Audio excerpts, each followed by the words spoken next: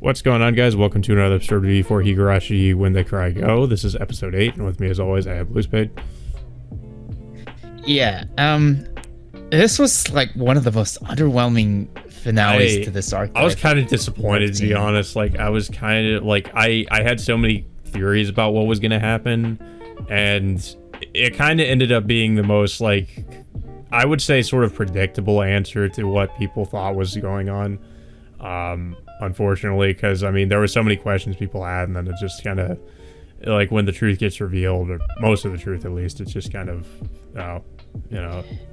it's just like there's just like almost no tension. Yeah, like that's kind of been my problem so far. Like, I mean, I like, okay, so I have been playing the visual novel, and I've noticed, like, this anime is actually pretty faithful to it, but, like, I feel like where it fails is in building tension and just, like, trying to, and in some regards, the atmosphere, like, and it's usually, like, because they go in these different directions with, like, the plot, because if they had been totally faithful, then we would have gotten more of that aspect, I think, if they had stuck closer to, like, the original. But obviously, as we know, this is going in a different direction, and I'm just not sure how I feel about, like, some of the new directions they're going with it, because it just feels like in the last arc, I felt like it was, like, over too soon.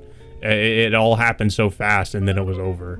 Whereas, like, in the original, there's more time for this stuff to, like, there's, like, the horror-oriented stuff starts happening, but it's not over, like, as quickly as it is here. There's more time for it to really, like, build up until it reaches, like, a boiling point. But here it just kind of, like I said, it just happens, like, way too quick, and it's over. And that's what I guess one of my main complaints so far about it is, like, it just feels like it's just there. It feels too rushed when we get to the end of the arc, of each arc. I mean, there's an explanation as to how and why, the events. Well, let's get to that, though.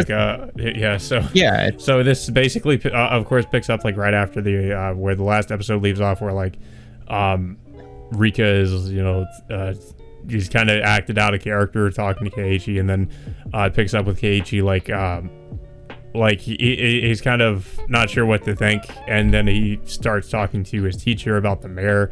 We find out, of course, the mayor is still missing. They haven't found him. And then it starts off with, we find out that Rika now is also missing. So this kind of, it's kind of weird. Like, it almost seems like Sadako sort of suspects Keiichi, because she, like, is kind of, like, staring daggers at him at the beginning of the episode. And because I guess because he was the last one she saw talking to her. So I guess she suspects him. But then, of course, they start looking for Rika, and this is where things start to get kind of interesting, because they can't find her, of course, but this is where Mion starts to show signs of, like she's mentally breaking down or something. She directs him to, like, I think one of the outhouses, to where Keiichi is about to open it, but then Mion stops him and then has him climb up the ladder. Then, like, he climbs up, he says he finds nothing, then all of a sudden, like, Mion just starts breaking down and starts shaking the ladder, which I thought she was gonna, freaking drop him. I do remember this, but then, I think, like, the original, where she was shaking the ladder, and, like, that was where, like, she started doing the crazy face. Yeah, and she goes on saying that, she needs to be the one to end this, entire thing, like, end the whole Oyashiro curse or something like that. So basically, it's revealed she now has pretty much that she has Misawa syndrome, but we're not really sure how long she's had it for, though. It's only in this episode where she shows that she has it. Yeah, and then of course, Keiichi. Well, of course, class gets canceled shortly afterwards, and then Keiichi just gets back home, like, just almost sulking, thinking about what's been going on. Then he gets a phone call from Mion, which initially he thought it was Shion at first, but then of course it's confirmed that it was Mion who called him. Then asked him to, to come over to her place, and of course they go over there, they have some tea, and then of course Mion just pretty much goes over the whole Oyashiro curse conspiracy that's been going around on town, talking about how, like, you know, the people banded together to, you know, to fight against the people building the dam and such. And then of course, like, also that one scene that we saw, like, I think back in episode 6? Which scene was? Yeah, it was Shion, and then like having like all of townspeople banding together to drive away the gangsters, and then like Mion suggested that, you know, that's part of it at least. So, and then, you know, like I said, she goes on again that she needs to be the one to end this, and then she takes Keiichi also confesses to her like what he did, that he went into the storehouse. Yeah, and Mion says, like, I'll protect you from whatever's going, or, you know, I'm on your side. So I was like, okay, well, I feel like this is different. I'm not sure. Like, I think this whole scene is kind of different, because I think in the original, I think it was actually Shion that talks to him or something, and then like eventually leads him to the weird underground torture chambers they have. Yeah, that's where Mion takes him. And really, Keiichi, like, I'll have to say this, Keiichi is such an idiot. Like, I mean, because to me, it's like, if somebody leads me to an underground area that looks like it has all these different, like, torture devices and stuff, and like alarm bells will be going off in my head. I'm like, this is probably a trap, you know. And it's like he just keeps following her, even though, like, he sees all this stuff. I don't know. Like, to me, I would be like, I don't know. Like, why are you taking me here? But yeah, like, she basically, like, shows him all their torture devices, and he's like, you know, this kind of stuff shouldn't be happening because we live in the modern era. But she's like, you know, regardless of what era you live in, this stuff still happens. So they're basically saying that this is where, I guess, that one of the places where the villagers would torture people who, you know, are, I guess, cursed by Oyashiro. Yeah, and then of course she directs him to the cell underneath, saying, like, you know, there should be enough, like, you know, food and supplies to last for at least a month. And then she pretty much shoves him in there and then locks him in. And then you know, of course, she goes over that, you know, she needs to be the ones to end this and then protect him by any means necessary. And then, of course, she tells him that she appreciates Keiichi and loves him for giving her that doll the other day, which is pretty much like, yeah, it's the catalyst to, like, you know, of all the things that, you know, that resulted into this episode. Unlike to, you know, what that whole thing that happened back in the original version, where Mion was, like, literally trying to torture Keiichi, and, you know, with all the torture devices in that same underground area. Yeah. Or Shion? Yeah, I think I was confused at that point. But yeah, it's but yeah, it's just like, and then of course she leaves when she checks the security cams when people come over. Like, I think it was the cops, or maybe somebody else. So earlier on in the episode, we saw these people in a white, or near a white van, and these people looked like they were like EMT or something. We also see another scene where they are looking in the rearview mirror of the van. Obviously, it's kind of implying that these guys are up to something. I will say, I know I have a pretty good guess as to who they are and what they're doing, but I won't really spoil it because it is a pretty big spoiler. But yeah, I'll just say, yeah, they're I think it's them that show up again at the mansion. And Mion grabs, like, a freaking Magnum pistol and goes out to, like, I guess, go fight them, and leaves Keiichi in there. And not only is he locked up in the cell, but he's also behind like a reinforced steel door that he can't really get out of. Like, well, first he breaks out of the. I was surprised he managed to do that, actually. Like, I guess, I don't know, unless it's like really old, like rusted iron or something. I don't know. Like, he shoves his body against it and breaks it out.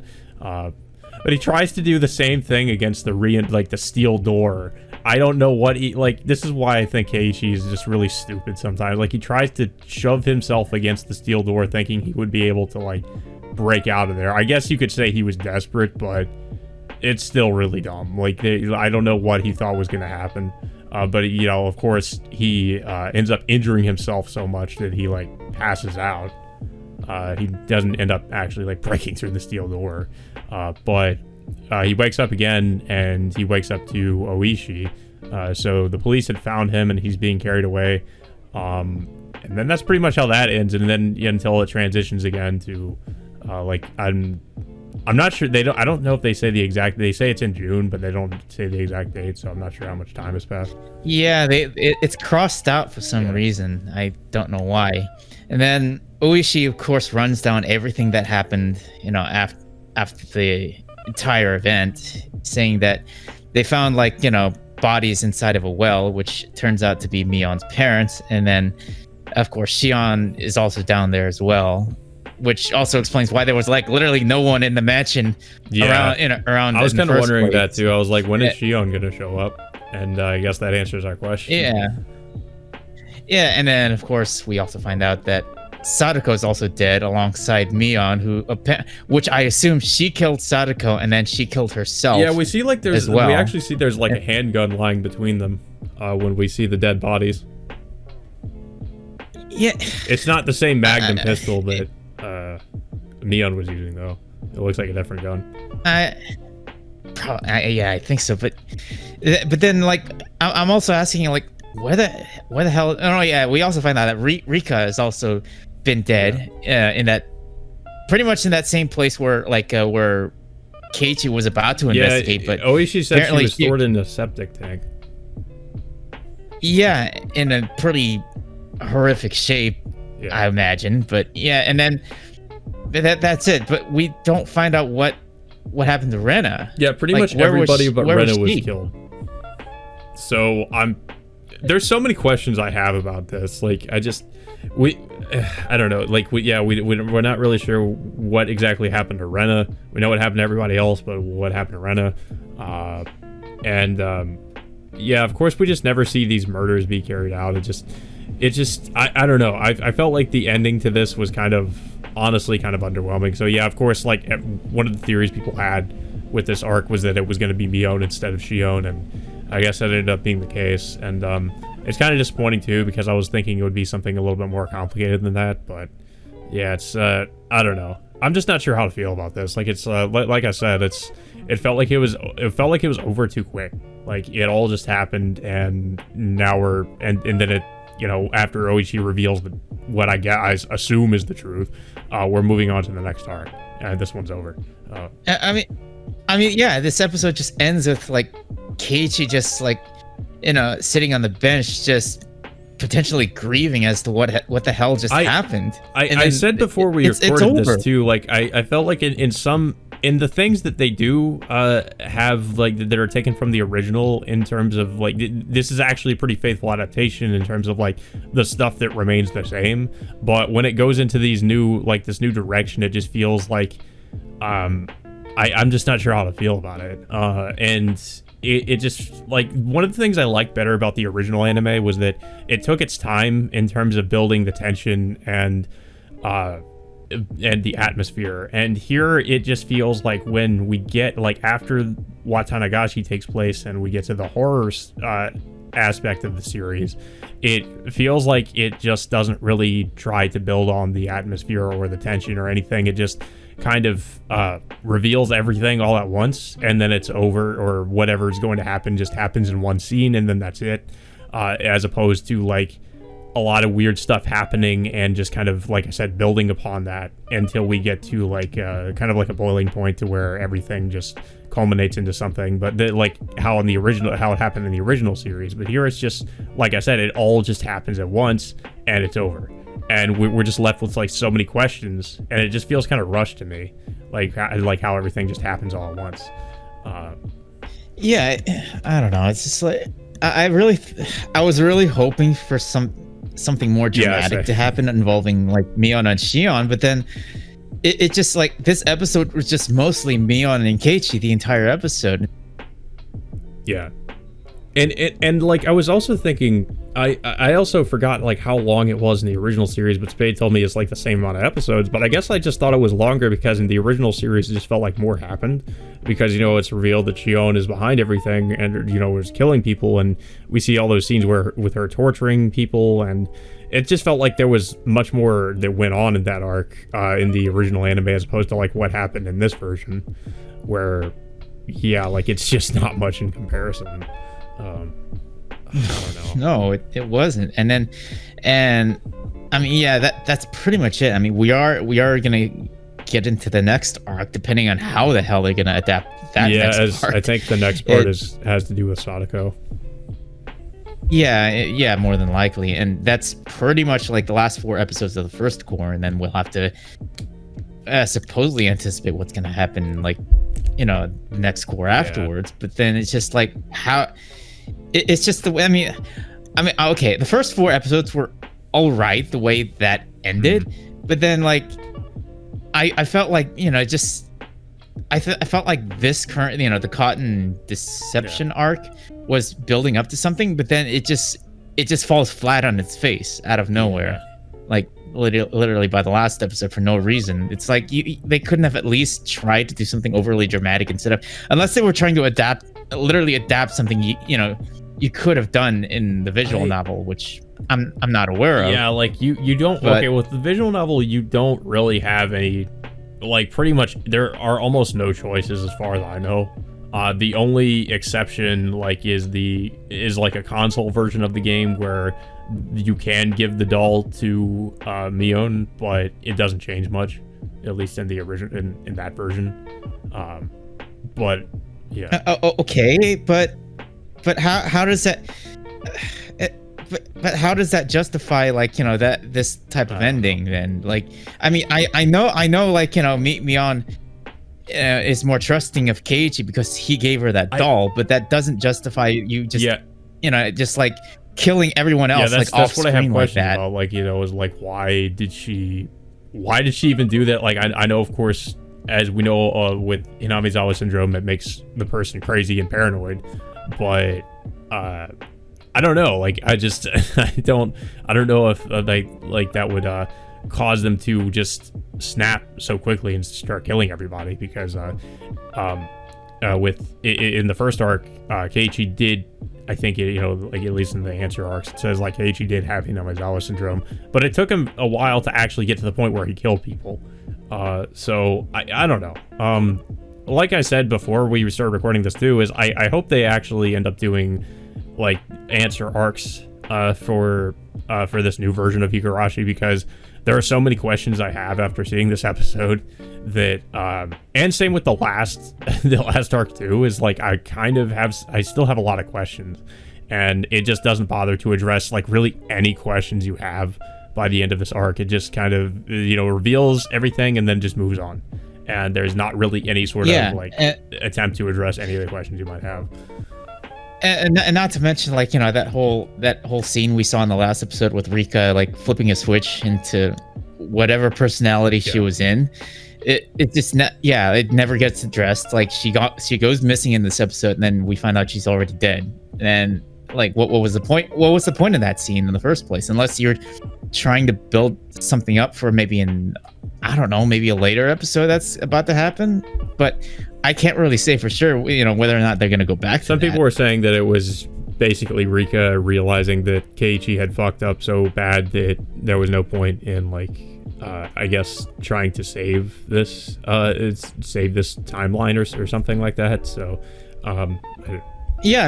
maybe she did that because, that's the only thing I mean, but she was the one who told him to give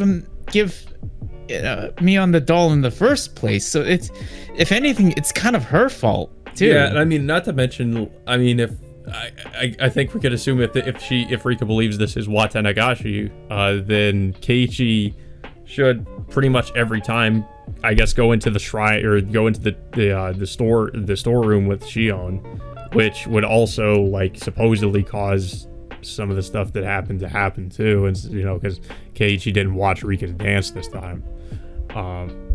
So I don't know, like you would think that if she knows all this stuff that she would she would have known that Keiichi would do that and would try to say something during the Watanagashi festival so that he wouldn't do that, but she didn't do that. So I don't know. Like I said, I guess I don't really have too much else to say about this episode. I just felt like it was underwhelming and not really a great finale to this arc in particular. Yeah, it's like we watched 4 weeks.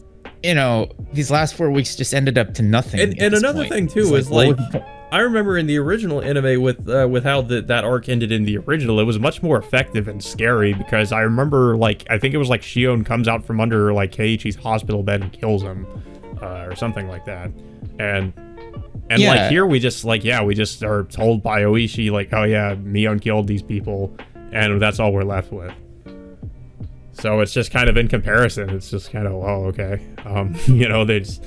It just doesn't really leave you with any sort of like, it's not as memorable, I guess, is what I'm trying to say.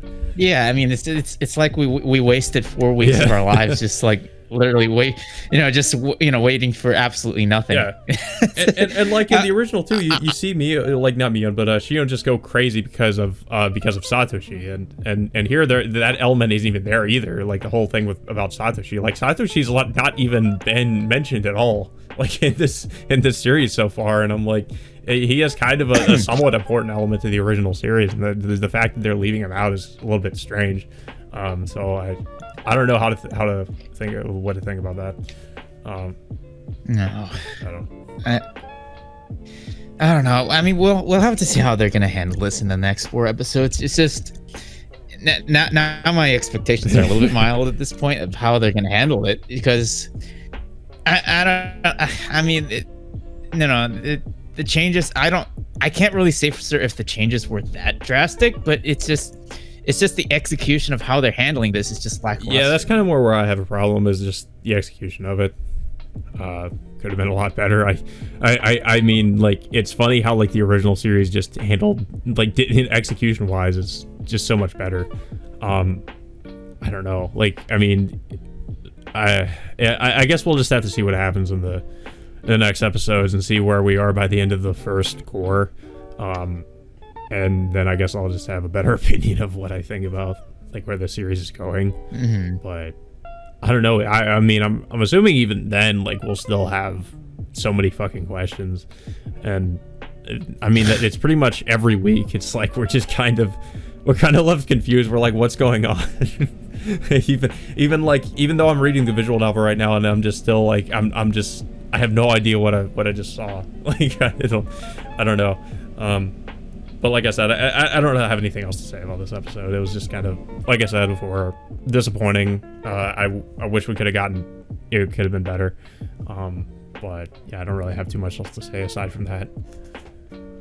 Yeah, I mean, we'll have to wait another week for us to find out, and whether or not this next arc is really going to pay off this time around. Yeah, slight spoilers. I do remember in the original anime, for at least in the ending of this arc they're going to get into, it led to this thing called the Great Inamizawa Disaster, where like some gas came out of the swamp and killed people, or some crazy shit, like it's something like that. So I wonder if the same thing's gonna happen in this version. But I guess we'll have to see, because I mean they have been going in some pretty different directions, but so far it's like the different direction they've gone with the past 2 arcs have just kind of resulted in just not really anything that's interesting enough for them to just kind of veer off into a different direction, I guess is what I'm trying to say. But like, because I mean the result we got was just kind of like, okay, well, I mean, is that really any better than what we had before? Like what we had from the original series? I don't think so. It's just like, if there was, I really like think it would be justified if they ended up going in some, like, if they really did go in some drastically different direction and the outcome was like totally different, and but that's not really the case so far. It's just kind of like, yeah, it happens differently, but like we're still kind of more or less left with the same result. It just happened differently, I guess. But like, probably. It's just not in the most eventful manner. Yeah, that too. So it's just kind of in it's just like a more boring way, like, as opposed to how it happened in the original show. So I don't know. Yeah, I don't know if you have anything else to say about this episode. No, I mean, I just hope the next arc is going to be better and worth like another 4 weeks of our time, to build up to potentially what's going to happen. I don't know what they're going to end up changing, and how like Rika is.